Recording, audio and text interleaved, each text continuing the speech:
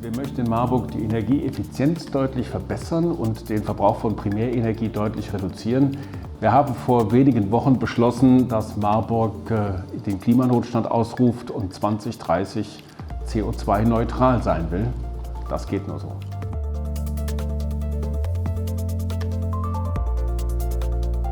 Heizung ist der größte einzelne CO2-Produzent in Marburg. Deshalb ist die Verbesserung der Wärmeversorgung an erster Stelle und dabei spielt aus unserer Sicht Kraft-Wärme-Kopplung jedenfalls als Brückentechnologie eine zentrale Rolle.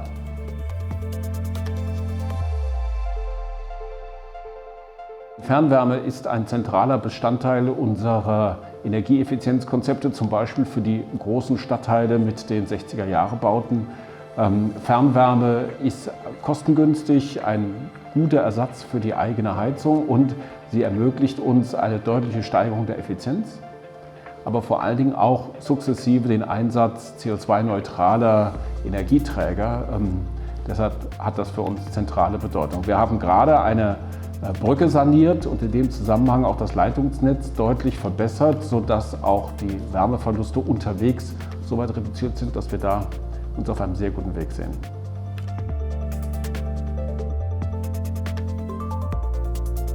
Also wir haben uns, wie gesagt, vorgenommen, CO2-neutral zu werden bis 2030. Das ist ein hoher Anspruch. Dazu gehört gerade sowohl die energetische Sanierung von alten Gebäuden als auch eine Wärmeversorgung, die ohne das Verbrennen fossiler Brennstoffe am Ende auskommt. Das wird sich nur machen lassen, wenn wir über Fernwärme zügig eine Verbreiterung der Versorgung haben und anschließend selbst entscheiden können, wie wir CO2-neutrale Wärmegewinnung an der Stelle installieren.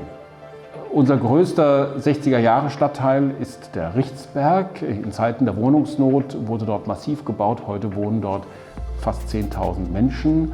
Die Bausubstanz ist 60er Jahre und die energetische Sanierung des Richtsberges durch bessere Isolierung der Gebäude, aber natürlich auch durch eine Umstellung der Energiequelle auf möglichst Fernwärme mit Kraft-Wärme-Kopplung ist eines unserer zentralen Projekte,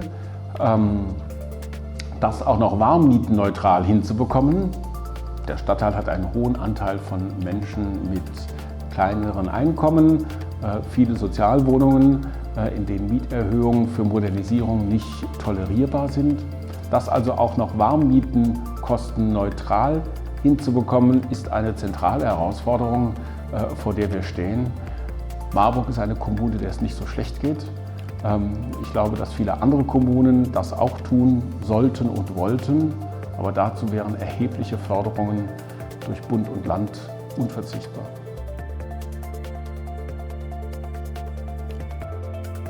Gerade die Aufgabe, öffentliche Versorgung zu verbessern, an einer so entscheidenden Schnittstelle wie dem Umgang mit der Klimakrise, bedeutet erhebliche Investitionen, die Kommunen nicht allein lösen können. Deshalb sind Förderprogramme, die Kommunen dabei unterstützen, von großer Bedeutung.